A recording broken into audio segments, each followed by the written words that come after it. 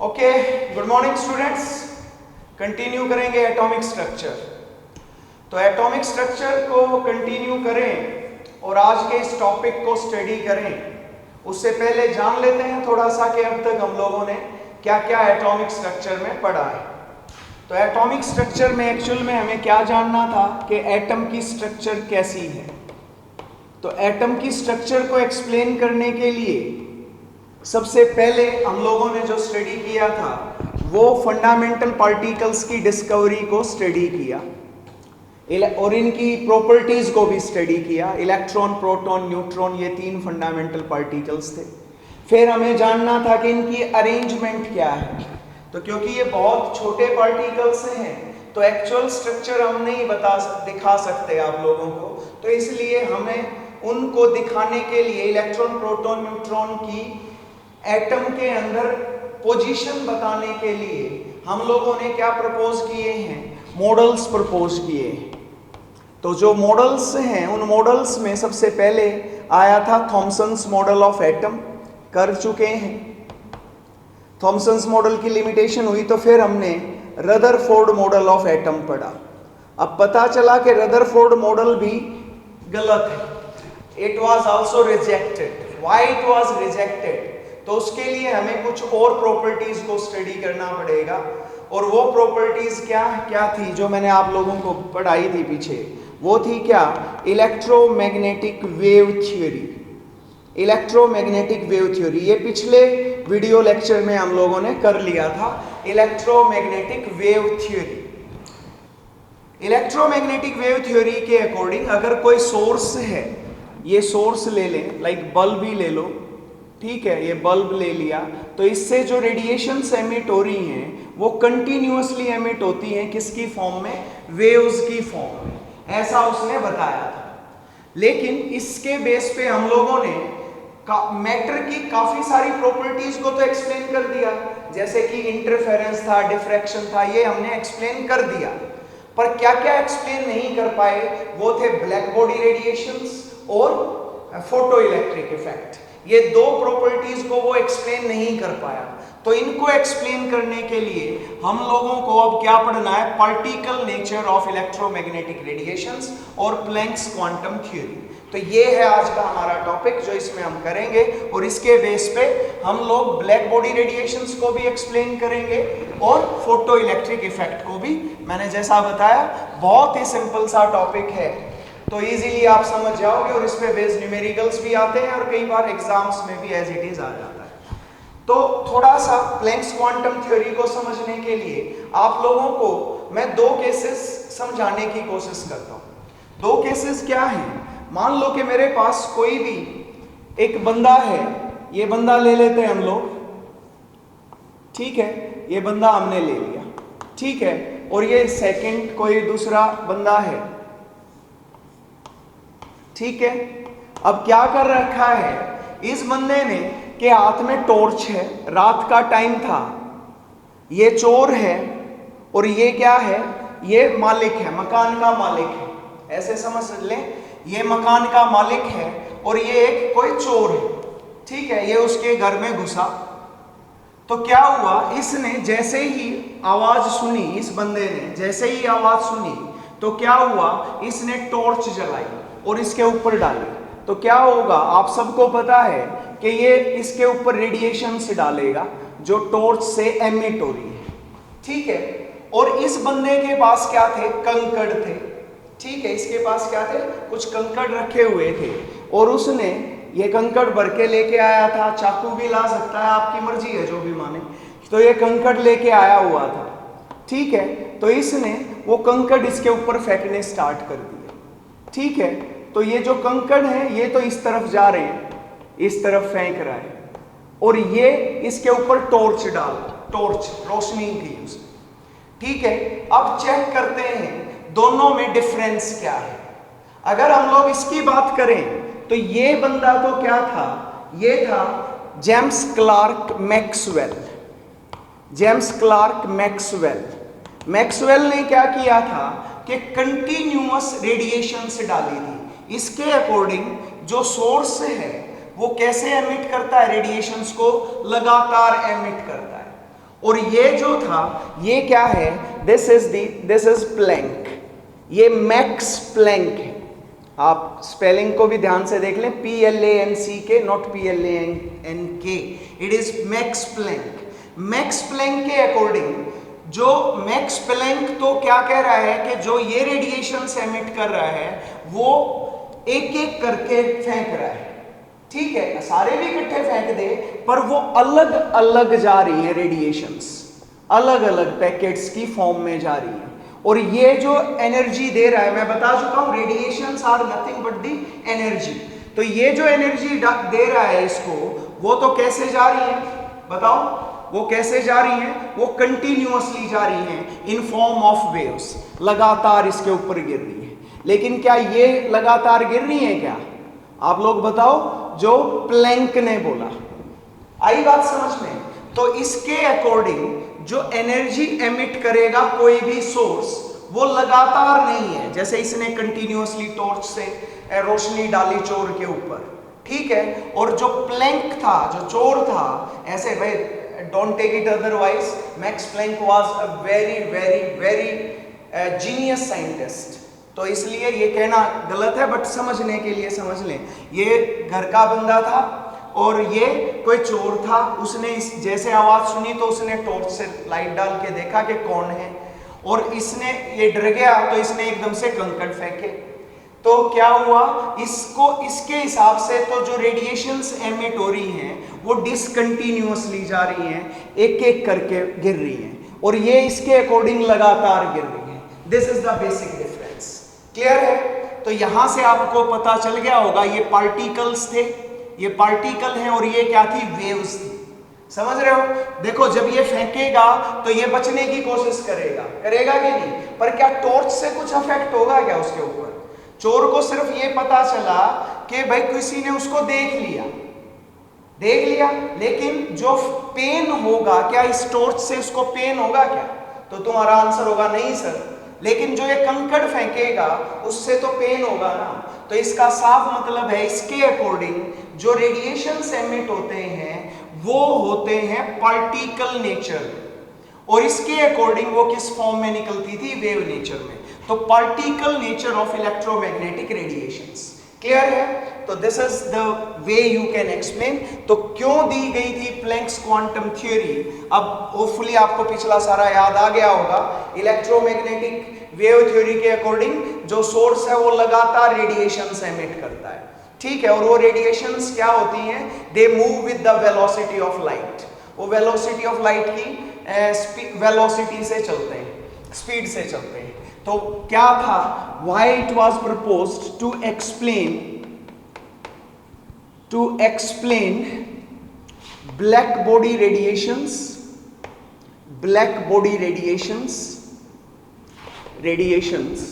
मैं बता चुका हूं, बस यही है जो मैंने अभी थोड़ी देर पहले बताया आपको, तो यही है प्लैंक्स क्वांटम थ्योरी। बस अब इसको लिख दूंगा, आप लोगों को सामने नोट्स की फॉर्म में आ जाएगा। To explain black body radiations and photo electric effect,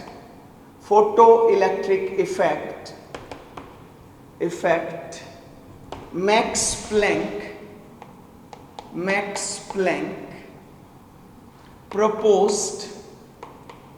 proposed a theory in 1900 and later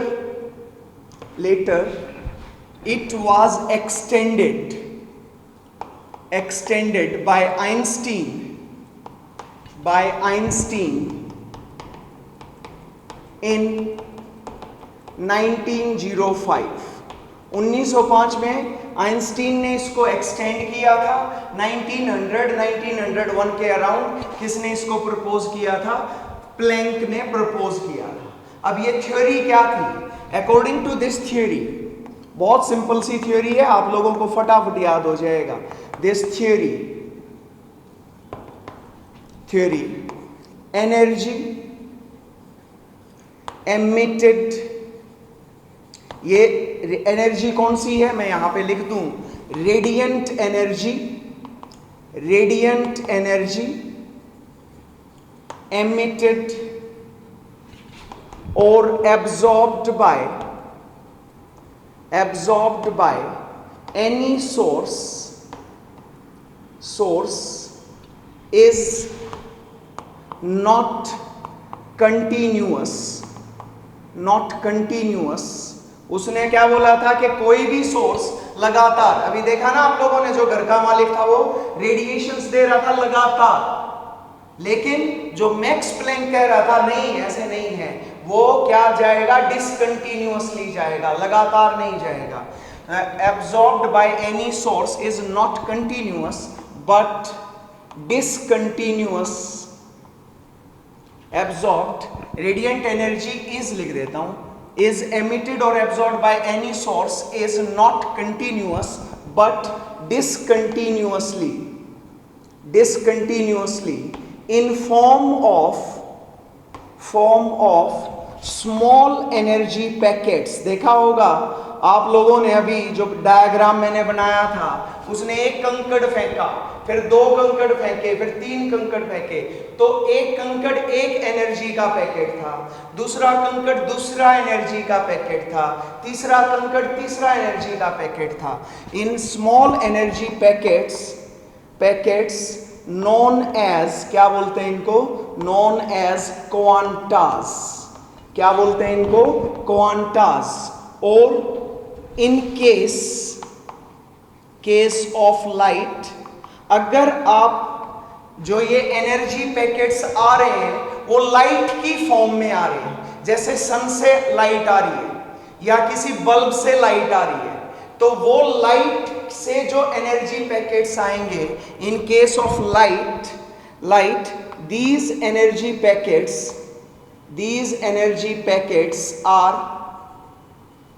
these energy packets are known as photons. तो क्वांटास और फोटॉन्स एक ही बात है. लाइट के केस में इनको फोटोन बोल देते हैं, बट अगर किसी और चीज से वो रेडिएशंस निकल रहे हैं तो उनको क्वांटास बोल देते हैं. जैसे कि मैंने आयरन का एक एग्जांपल लिया था, फिर से लूंगा, आप लोगों को फिर से समझ में आएगा. तो वो क्वांटास है. क्लियर है? तो क्वांटास या फोटॉन्स आप उनको बोल सकते हो. क्लियर है? तो क्या बोला, पहली चीज, जो रेडिएंट एनर्जी इज एमिटेड और absorbed by any source is not continuously but discontinuously. लगातार नहीं आते हैं, वो डिसकंटिन्यूअसली आएंगे, पहले 1, फिर 2, फिर 3, फिर 4. सन से जो एनर्जी आई मेरे से बॉडी के ऊपर गिरी, तो पहले एक एनर्जी का पैकेट आया. ऐसे समझ लो, मान लो कि सन जो है वो ब्रेड के पैकेट्स फेंक रहा है, ब्रेड के पैकेट, तो पहले एक पैकेट आया, मैंने खा लिया, फिर दूसरा पैकेट आया, मैंने खा लिया. तो ये जो एनर्जी पैकेट्स आते हैं, तो जितने एनर्जी पैकेट्स आएंगे उनको बोलेंगे क्वांटास. क्वांटम का प्लूरल है quantas. Quanta is plural of, ये आप लोगों के लिए है बस, quanta is plural of quantum. Quantum का प्लूरल है, इसलिए याद रहे, ये आगे बहुत जरूरी है, खासकर आप लोग फिजिक्स में बहुत ज्यादा यूज करोगे. ठीक है? तो क्वांटा या क्वांटम का प्लूरल, क्योंकि बहुत सारे एनर्जी पैकेट्स आएंगे इसलिए यहां पे क्वांटास मैंने लिखा. सेकंड है, अब बात ये करेंगे कि जी जो मैक्स प्लैंक फेंक रहा था, जो चोर फेंक रहा था, क्या, एनर्जी पैकेट्स, कहां पे, किसके ऊपर, जो घर के मालिक के ऊपर. तो उनकी एनर्जी किस चीज पे डिपेंड करेगी. तो आप सबको पता है कि जो भी रेडिएशंस आएंगी उनकी एक पर्टिकुलर फ्रीक्वेंसी होती है, उनकी वेवलेंथ होती है, उनका एम्पलीट्यूड भी होता है. तो इसका मतलब जो एनर्जी एमिट की गई है, the radiant energy emitted or absorbed by any source, तो ये किस फॉर्म में आए थे, एनर्जी पैकेट्स में. तो एनर्जी एमिटेड और absorbed by any source, that is Qantas. तो एनर्जी किसकी है, क्वांटम की. जो एनर्जी पैकेट्स हैं उनकी जो एनर्जी है वो किस पे डिपेंड करेगी, quantas is directly proportional to, किसके डायरेक्टली प्रोपोर्शनल है, टू फ्रीक्वेंसी को कमेंट सेक्शन में जाके डालो कि फ्रीक्वेंसी की नोटेशन क्या है। मैं यहाँ लिख देता हूँ न्यू। न्यू है इसकी notation, proportional to frequency, it is directly proportional to frequency of radiations. जो वो रेडिएशंस एमिट कर रहे हैं उनकी फ्रीक्वेंसी के डायरेक्टली प्रोपोर्शनल है। फ्रीक्वेंसी समझते हो? मैंने बताया, मान लो कि जो आपका सिटी है जहां पे आप अभी रह रहे हो और वहां से एक बस चली दिल्ली के लिए, तो दिल्ली पे गई, तो जैसे ही गई अगर वो दिन में 10 चक्कर काटती है, एक दूसरी बस है वो 5 चक्कर काटती है, तो किसकी फ्रीक्वेंसी ज्यादा है? जो 10 चक्कर काटती है। तो इसका मतलब उसकी एनर्जी भी ज्यादा है। तो energy is directly proportional to frequency. Energy is directly proportional to frequency. Okay, तो ठीक है। अब फ्रीक्वेंसी, साइन ऑफ प्रोपोर्शनलिटी को जब भी हटाएंगे, स्टूडेंट्स, जो स्टूडेंट्स अभी अभी जुड़े हैं उनके लिए बता दूं कि जब भी आप साइन ऑफ प्रोपोर्शनलिटी हटाएंगे तो you will introduce a constant. आप एक कांस्टेंट इंट्रोड्यूस करेंगे और वो कांस्टेंट क्या है? E is equal to, sign of proportionality हटा दो और इक्वल टू का साइन लगा दो और यहां पे कांस्टेंट लगा दिया H। H क्या है? H is the Planck's constant. H is Planck's constant. Planck ने क्योंकि ये रिलेशन बताया है इसीलिए इसको प्लैंक्स कांस्टेंट भी बोला जाता है। इसको प्लैंक्स कांस्टेंट या कांस्टेंट ऑफ प्रोपोर्शनलिटी, और इसकी वैल्यू कैलकुलेट की गई है 6.63 into 10⁻⁻34 joule second. Joule second अभी पता चल जाएगा थोड़ी देर में कि रिलेशन क्या होगा, कैसे ये जूल सेकेंड आया। देखो, E is equal to H nu. Frequency किसके बराबर होती है? Inverse of time. तो this is 1/t you can write. तो इसको इधर ले जाओ, E into T is equal to H. तो एनर्जी की यूनिट जूल है और टाइम की यूनिट सेकेंड है, तो आ गया ना जूल सेकेंड। तो ये इस तरीके से आपको जूल सेकेंड लिखना है। जूल को कैपिटल J से डिनोट किया जाता है और सेकेंड को स्मॉल s से। तो this is joule second. Okay, अब फ्रीक्वेंसी किसके बराबर होती है? c by lambda. c is the velocity of light, 10⁸ metre per second. पता होगा, this is velocity of light. Lambda is the wavelength of radiations. Radiations की वेवलेंथ है। जो रेडिएशंस किसने एमिट किए हैं? सोर्स ने एमिट किए हैं discontinuously in form of energy packets. तो E is equal to hc by lambda. Clear है? So this is the relation. तो मैं इसको यहां ही लिख देता हूं hc by lambda. Clear? So hopefully ये आप लोगों को क्लियर है। And now the third statement, तीसरी स्टेटमेंट क्या थी? The energy of any source, मैं रेडिएंट एनर्जी लिख देता हूं, कोई भी सोर्स की जो एनर्जी है रेडिएंट एनर्जी है, the radiant energy of any source is whole number multiple of some whole number multiple of quanta. This is quanta h nu। इसका होल नंबर मल्टीपल है क्या? ये जो एनर्जी है, जो एनर्जी निकलेगी, तो E is equal to NH nu, where n is any whole number, n can be 1 2 3 4 5। ऐसा नहीं होगा कि एक एनर्जी पैकेट फेंका, मतलब एक ब्रेड का पैकेट आया फिर आधा ब्रेड का पैकेट फेंक दिया, नहीं, वो हमेशा होल नंबर में आएगा। 1 आया, 2 आया, 3 आया, 10 आया, 50 आया, that will always be an whole number. Whole number multiple होगा एक क्वांटा एनर्जी जो थी। क्लियर है? तो जो एक क्वांटम जो था उसका होल नंबर मल्टीपल है जो क्वांटाइज्ड एनर्जी है। क्लियर है? So these are the 3 postulates of Planck's quantum theory. पहला क्या था? एनर्जी किस फॉर्म में है? बिल्कुल रिफाइंड फॉर्म में लिख रहा हूं, इसीलिए मैं बार बार लिख रहा था। जैसे पहली चीज तो क्या थी? डिसकंटिन्यूअसली एनर्जी आती है, डिसकंटिन्यूअसली। अभी देखा आप लोगों ने, जो चोर ने कैसे फेंके थे? कंकड़ फेंके थे, discontinuously in form of energy packets. और ये एनर्जी पैकेट्स को ही क्या बोलते थे, या तो क्वांटा बोल देते थे, और लाइट आ जाए तो उसको फोटॉन्स बोलते थे। ठीक है जी, तो क्वांटा या फिर फोटॉन्स। दूसरा क्या था, energy is directly proportional to frequency, sign of proportionality हटाओगे तो h nu, h is what, Planck's constant 6.63 into 10⁻⁻34 joule second. Okay, third क्या है, ये होल नंबर मल्टीपल है NH न्यू। क्लियर है। अगर आइंस्टीन ने क्या बोला, तो यहां पे if n is equal to 1 mole, n 1 mole के बराबर है। 1 मोल कितना होता है, 6.02 into 10⁻23। अगर इतने फोटॉन्स आ रहे हैं, लाइट के जो फोटॉन्स हैं दैट इज इक्वल टू 1 मोल, मतलब जो बाहर से जो एनर्जी पैकेट्स आ रहे हैं वो इतने आ रहे हैं, तो क्या होगी, एनर्जी क्या हो जाएगी, this is denoted by Na, Avogadro's number है ये, तो E is equal to n की जगह पे NaH न्यू, इसको बोला जाता है क्या, then you call it as Einstein energy. Einstein energy बोलते हैं भाई इसको। कई बार तुम लोगों को कंफ्यूज करने के लिए एग्जामिनर पूछ सकता है कि आइंस्टीन एनर्जी क्या है। अगर एनर्जी पैकेट्स 1 मोल के इक्वल है, मतलब जो फोटॉन्स आ रहे हैं, याद होगा जब पहले लेक्चर में जब मैं ये इलेक्ट्रोमैग्नेटिक वेव थ्योरी पढ़ा रहा था, तो उस टाइम पे मैंने आप लोगों को इंटेंसिटी की डेफिनेशन बताई थी, intensity number of photons.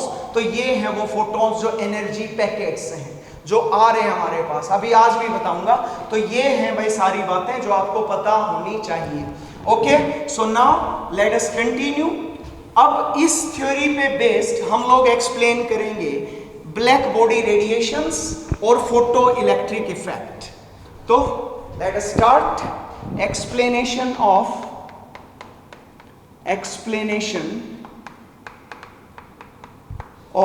Black body radiations,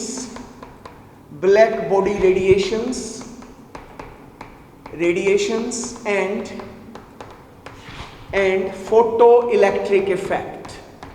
photoelectric effect on basis of, किसके बेसिस पे, basis of Planck's quantum theory.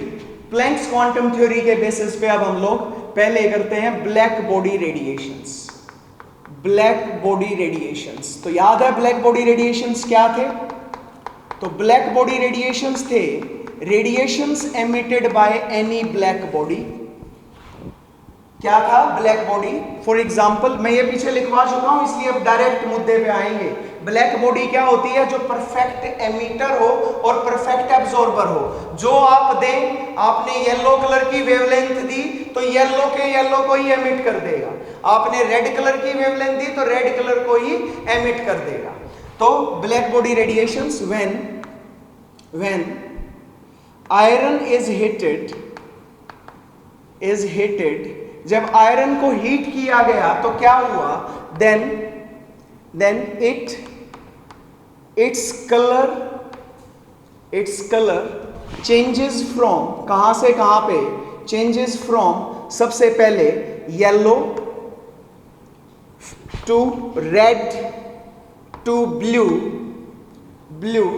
पहले येलो फिर रेड फिर ब्लू, ऐसे चेंज होता जा रहा है। Colour changes from yellow to blue as the temperature increases,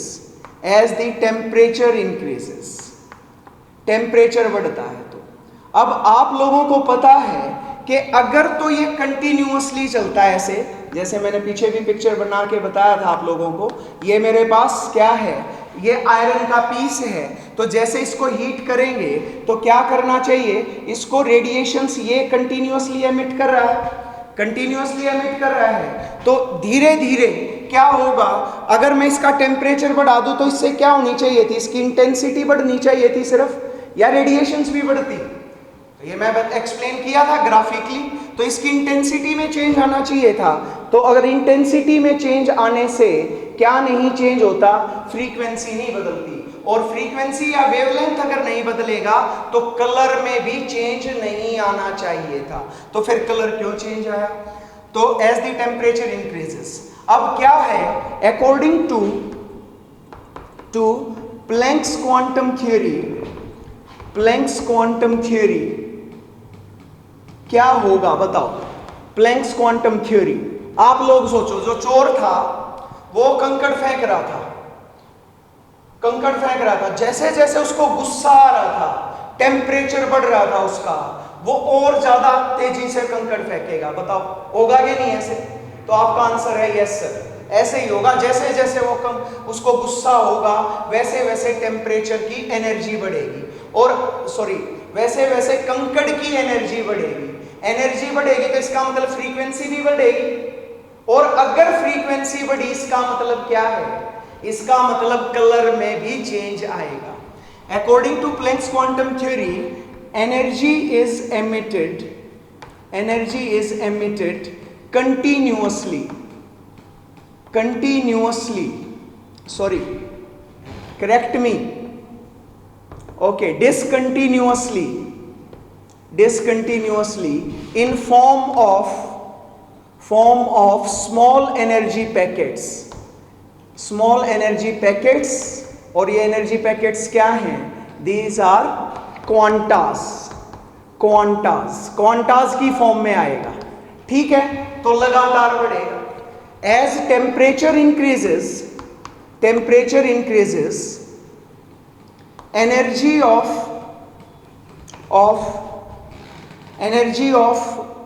radiations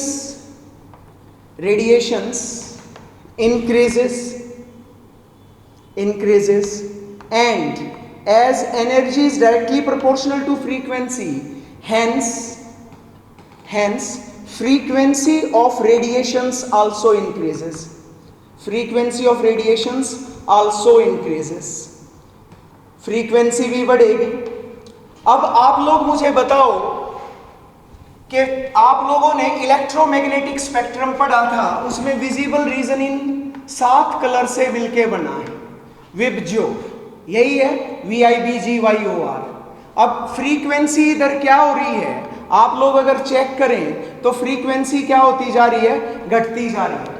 frequency घट रही है कि नहीं घट रही है? ठीक है, तो जैसे ही आप लोगों ने टेम्परेचर बढ़ाया तो क्या हुआ? पहले जैसे येलो कलर हुआ, और फिर फाइनली किस में कन्वर्ट हो गया था? वो ब्लू कलर में हो गया था। मैंने शायद वहां पे येलो, रेड और ऑरेंज लिख दिया, वो थोड़ा सा उसको करेक्ट कर लें। पहले रेड हुआ, फिर येलो हुआ और फिर ब्लू हुआ। So if you want to change, आप लोगों को शायद ये पहले भी मैंने बताया था, red to yellow to blue, ऐसे ही बताया था ना, आप लोग चेक कर लें एक बार वहां पे। तो ये पहले रेड हुआ, तो रेड की फ्रीक्वेंसी सबसे कम है, और फिर येलो है, और फिर ज्यादा किसकी है? ब्लू की है। तो जैसे जैसे frequency of radiations also increases, तो फ्रीक्वेंसी बढ़ती जाती है। तो फ्रीक्वेंसी बढ़ रही है टेम्परेचर बढ़ाने के साथ, और वो कहां से कहां बढ़ रही है? रेड से ब्लू की तरफ। सो एज, पहले ये लिख रहा हूं, as frequency increases from red to blue colour, red से ब्लू कलर तक फ्रीक्वेंसी बढ़ती जा रही है। क्या हो रहा है? रेड से ब्लू कलर तक फ्रीक्वेंसी बढ़ रही है। Hence color of iron piece changes from red to yellow to blue on heating, क्योंकि पहले वो किसकी, जब हमने पहले इसको हीट किया तो इसने किसकी एनर्जी पैकेट दिया भाई? इसने दिया किसका एनर्जी पैकेट? रेड कलर का एनर्जी पैकेट आ गया। फिर दोबारा से और टेम्परेचर पे हीट किया तो फिर किसका आ गया? येलो कलर का आ गया। और ज्यादा टेम्परेचर दिया तो किसका आ गया? ब्लू कलर का एनर्जी पैकेट आ गया। आई समझ में बात? तो इसका मतलब ब्लैक बॉडी रेडिएशंस को कौन एक्सप्लेन कर सकता है? Planck's quantum theory can easily explain it. कर दिया एक्सप्लेन। अब आती है क्या दूसरी चीज, तो black body radiations okay. Now we proceed to, ये थोड़ा सा कलर वाला चेंज कर लेना, रेड से येलो से ब्लू, आप लोगों को इजीली एक्सप्लेन होगा। विबज्यो, जब रेड को जब आयरन के पीस को गर्म करते हैं तो पहले वो लाल होता है, फिर पीला होता है और फिर नीला होता है, फाइनली अगर आप लोगों ने देखा हो तो वहां पे शायद मैं गलती से येलो पहले लिख गया फिर रेड, तो यहां से आप लोग इजीली एक्सप्लेन कर सकते हैं कि पहले कौन सा कलर आएगा, रेड आएगा, फिर येलो आएगा और फिर ब्लू आएगा। सो this is about the explanation of black body radiations. Next आता है photo electric effect. Photo electric effect. तो अब मैं फोटो इलेक्ट्रिक इफेक्ट को एक्सप्लेन करने जा रहा हूं। फोटो इलेक्ट्रिक इफेक्ट, तो क्या है फोटो इलेक्ट्रिक इफेक्ट? बहुत ध्यान से समझना। क्या था वहां पे हमने बताया था द एमिशन ऑफ और इजेक्शन भी कह सकते हो, बिल्कुल निकल जाएगा। Ejection of electron from surface of metal when it is scattered with किससे स्कैटर किया गया? scattered with light of certain minimum frequency, और इसको क्या भी बोलते थे हम लोग? फ्रीक्वेंसी और थ्रेशोल्ड फ्रीक्वेंसी याद होगा ना? थ्रेशोल्ड चौखट, थ्रेशोल्ड फ्रीक्वेंसी न्यू नॉट से जब हम उसको स्कैटर करेंगे, मेटल के ऊपर लाइट डालेंगे, तो उससे अगर उस लाइट की कुछ एनर्जी है तो वो इस इलेक्ट्रॉन से स्ट्राइक करके इस इलेक्ट्रॉन को निकाल देगी सरफेस, मेटल के सरफेस से। Surface of metal when it scattered with light of certain minimum frequency और थ्रेशोल्ड फ्रीक्वेंसी उसको बोलते हैं। ठीक है, तो कम से कम इस मिनिमम एनर्जी से। अब पहले क्या बोला गया था? अगर हम लोग इलेक्ट्रोमैग्नेटिक वेव थ्योरी की बात करें तो वो कह रहा था भाई लगातार आ रही है वेव्स। अब लगातार आ रही है तो लगातार, मैंने आपको एग्जांपल बताया था, वो आप लोगों को दो याद होगा, रसरी आवत जाते सिल पर परत निशान, कि जैसे मान लो यहाँ पे मैंने किया, इसको लगातार करता चला जाऊंगा, यहां से हम लोग इस पे लगातार रब करता जाऊं तो धीरे से यहां से फटना शुरू हो जाता है। और कोई चीज लगातार चलती है तो इसका मतलब कितनी भी इसकी फ्रीक्वेंसी हो, कितनी भी एनर्जी हो, तो ये क्या हो जाना चाहिए? इलेक्ट्रॉन इजेक्ट हो जाना चाहिए। पर इलेक्ट्रॉन इजेक्ट नहीं हुआ। अगर इलेक्ट्रॉन इजेक्ट नहीं हुआ, इसका मीनिंग ये हुआ कि ये जो कंसेप्ट था इलेक्ट्रोमैग्नेटिक वेव थ्योरी का वो इनकरेक्ट है। ठीक है, अब क्या होगा? According to Planck's quantum theory, मैं एक्सप्लेनेशन दे रहा हूं भाई। Planck's quantum theory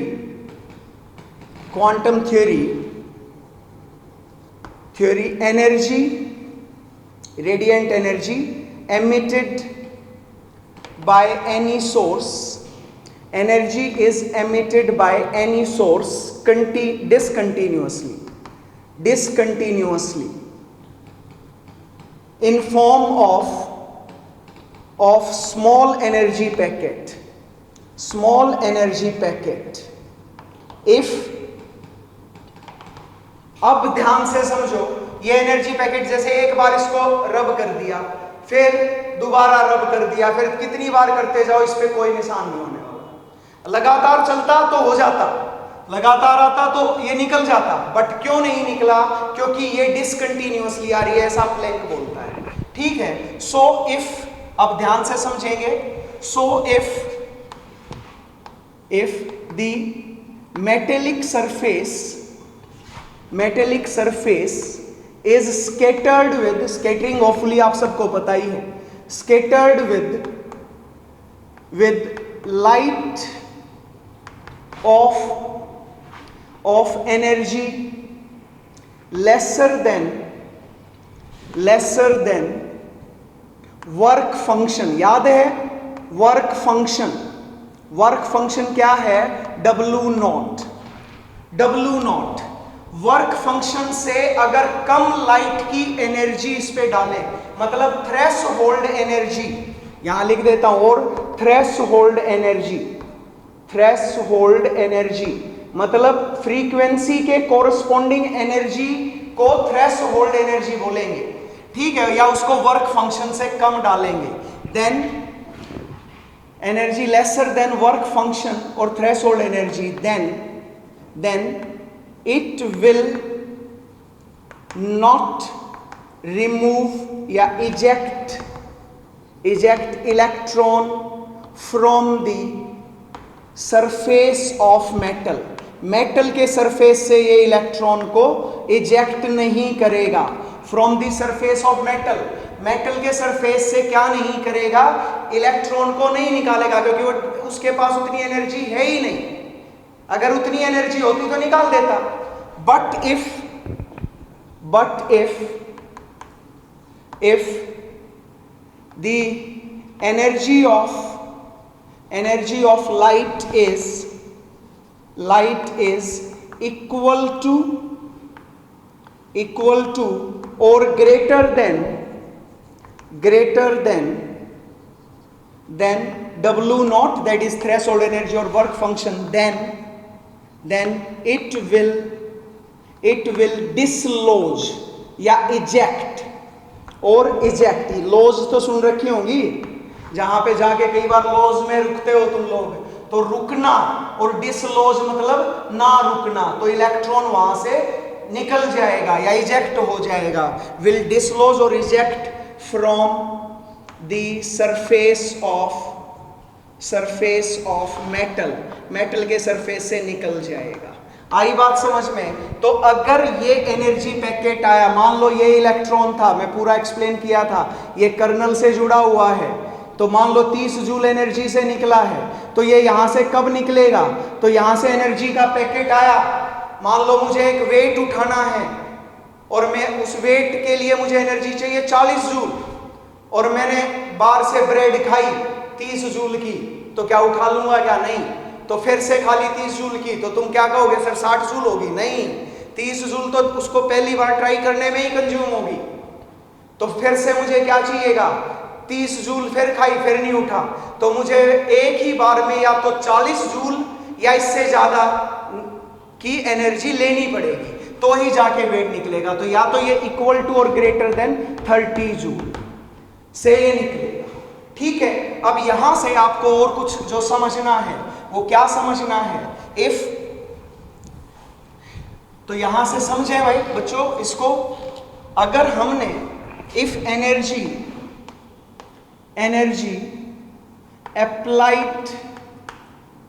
applied to eject the electron from surface of metal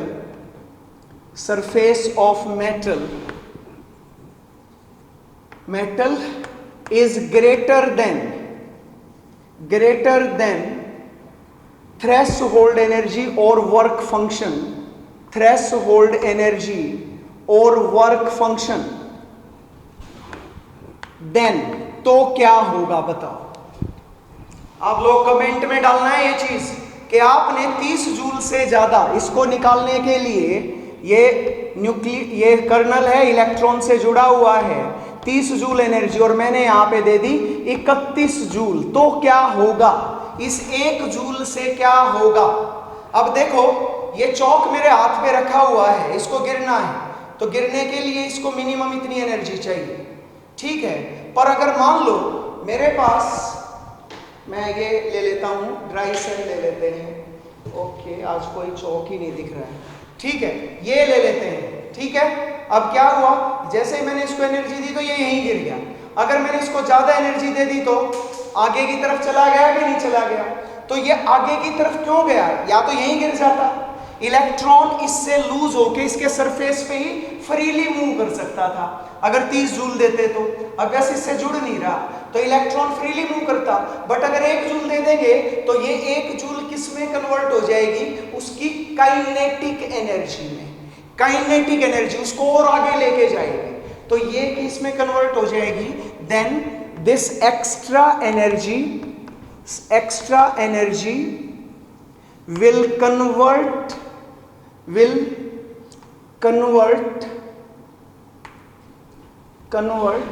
into kinetic energy of electron. Electron की काइनेटिक एनर्जी में ये कन्वर्ट हो जाएगी. तो क्या होगा, अगर मान लो let energy energy supplied to metal surface be कितनी मान लेते हैं E, and let energy required या फिर लेट थ्रेशोल्ड एनर्जी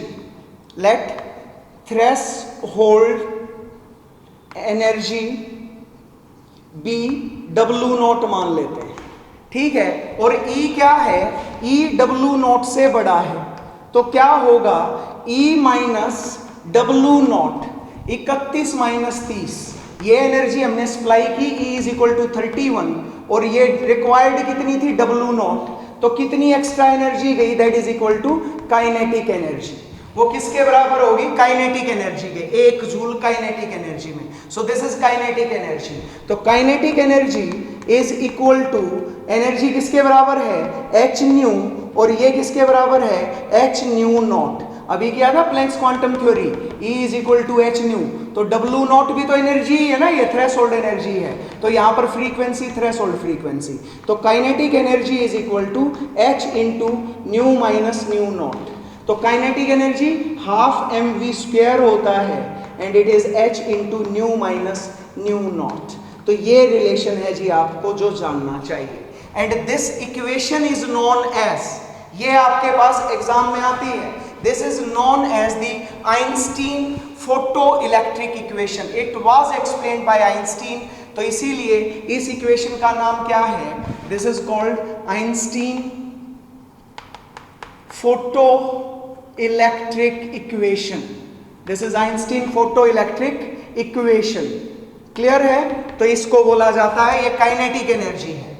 अब असली मुद्दे पे तो हो गया एक्सप्लेन, तो ये कब निकलेगा, कितनी एनर्जी से चलेगा, तो ये इक्वेशन आपको पता होनी चाहिए।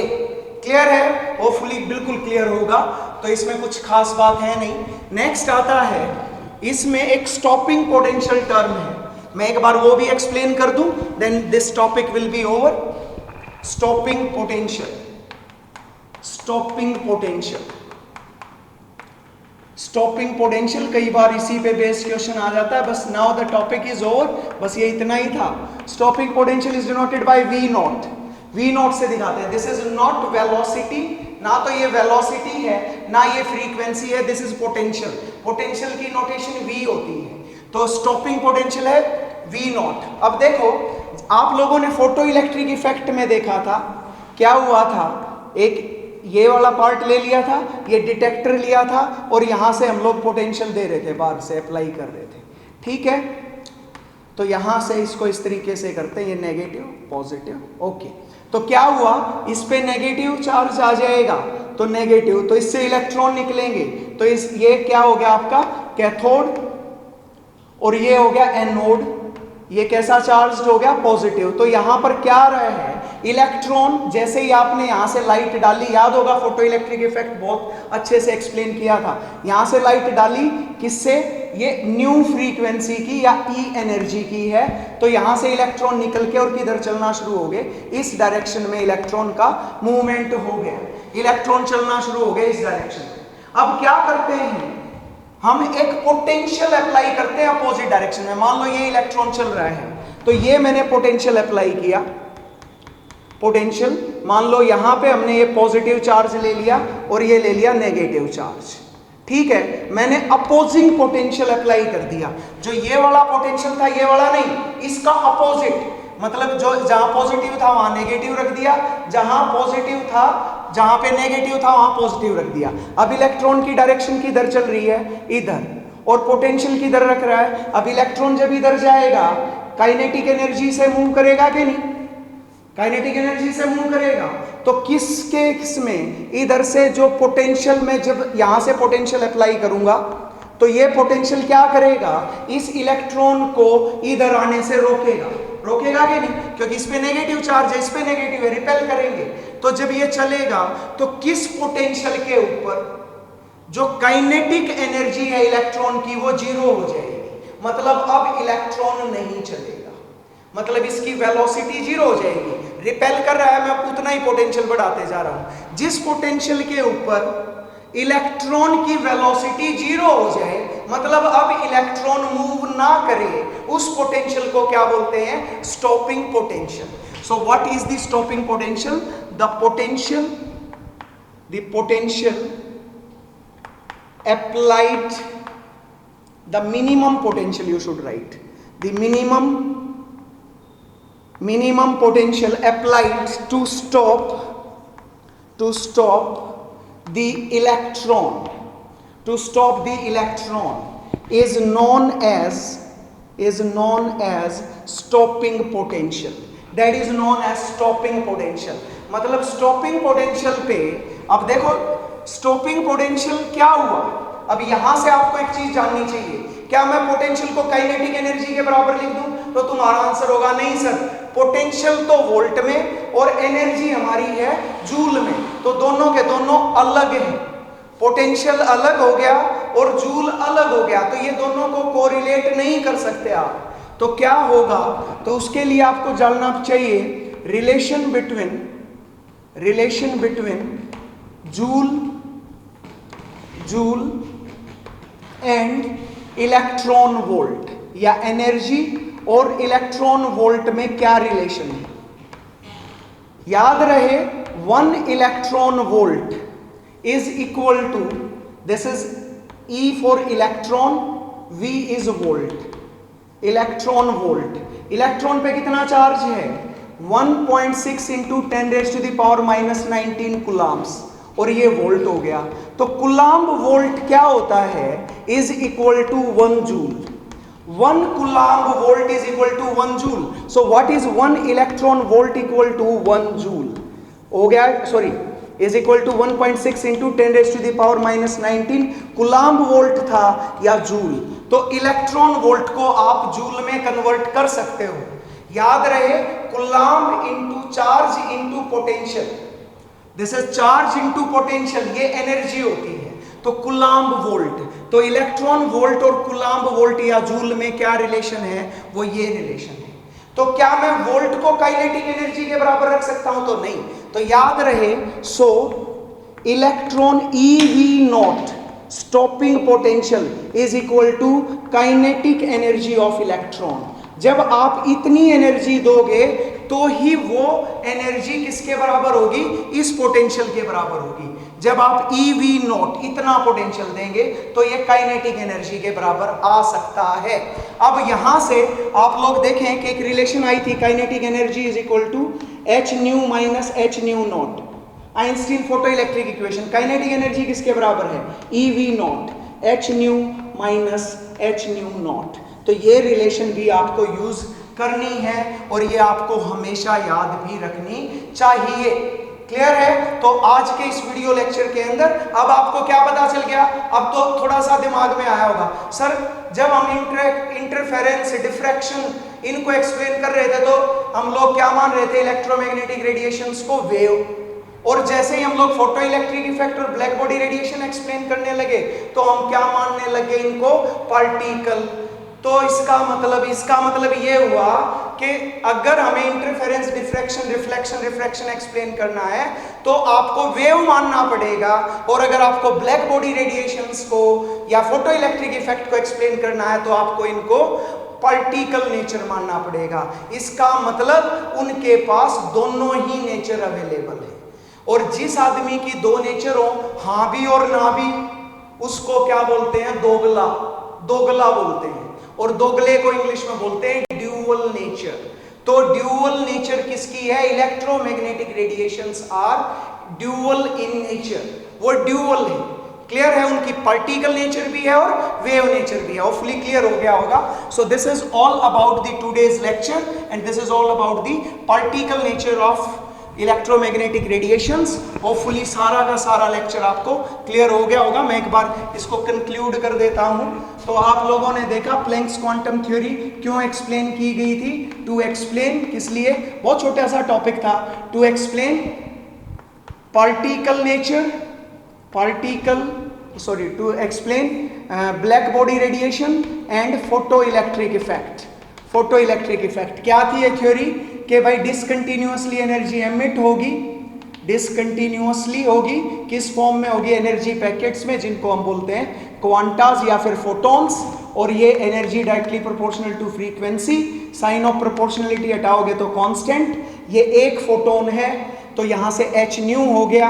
अगर इसको होल नंबर, कई सारे एनर्जी पैकेट्स भी आएंगे, वो हमेशा होल नंबर मल्टीपल होगा एक क्वांटा का। ये बातें बताई।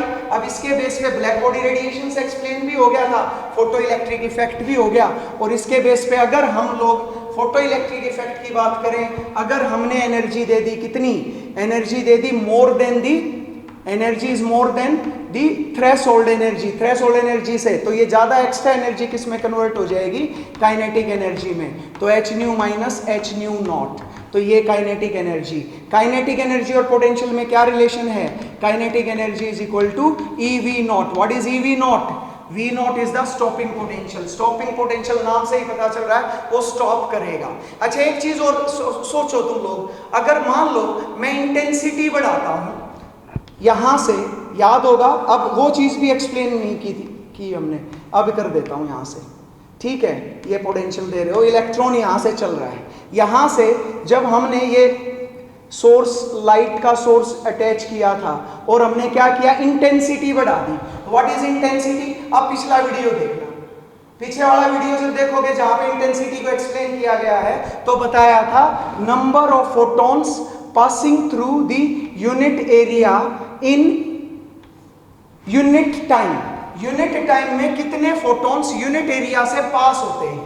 अगर मैं इंटेंसिटी बढ़ा रहा हूं तो क्या बढ़ा रहा हूं, फोटॉन्स बढ़ा रहा हूं, तो फोटॉन्स बढ़ा दिए। अब फोटॉन्स बढ़ा दिए तो क्या, कंकड़ फेंकने ज्यादा शुरू कर दिए। एनर्जी तो सेम है, वो एनर्जी क्या थी, ग्रेटर देन, जो एनर्जी थी that was greater than W not, ठीक है। तो वो सारे के सारा की एनर्जी तो क्या होगी, बराबर होगी। जैसे 4 फोटोन निकले, अब मैंने इंटेंसिटी बढ़ा दी, पहले 4 फोटोन्स आ रहे थे तो 4 इलेक्ट्रॉन निकले, अब मैंने 10 फोटोन डाल दिए तो क्या होगा, तो तुम कहोगे सर अब 10 फोटोन निकलेंगे। भाई एक कंकड़ डाला एक जगह, उसका घाव हो गया, 2 कंकड़ डाले 2 जगह, 3 कंकड़ 3 जगह। मैंने सिर्फ इंटेंसिटी बढ़ाई है, मैंने फ्रीक्वेंसी नहीं बढ़ाई है, मैंने इंटेंसिटी बढ़ा दी, तो क्या होगा, उसके नंबर ऑफ वाउंड्स, घाव ज्यादा होंगे, क्या ज्यादा नहीं होंगे। जब हमने मकान मालिक पे चोर कंकड़ ज्यादा फेंकेगा एनर्जी, सेम एनर्जी से, तो उसके घाव ज्यादा हो सकते हैं, पर क्या ज्यादा नहीं होगी, उनकी वेलोसिटी ज्यादा नहीं होगी, काइनेटिक एनर्जी ज्यादा नहीं होगी। तो ये था भाई जो आज का मैंने रिलेशन आपको बताया, ये जरूर याद रखें। 1 electron volt is 1.6 into 10⁻⁻19 coulomb volt, या फिर 1.6 इंटू 10⁻⁻19 जूल। तो ये है रिलेशन। होपफुली आप सबको क्लियर हो गया होगा। बहुत सिंपल सा टॉपिक था, इसलिए थोड़ा सा फास्ट किया। तो बच्चों मिलेंगे नेक्स्ट वीडियो में। नेक्स्ट वीडियो में हम लोग बोहर्स मॉडल से स्टार्ट करेंगे and after that we will discuss the spectra. Okay, मिलते हैं बच्चों नेक्स्ट वीडियो में।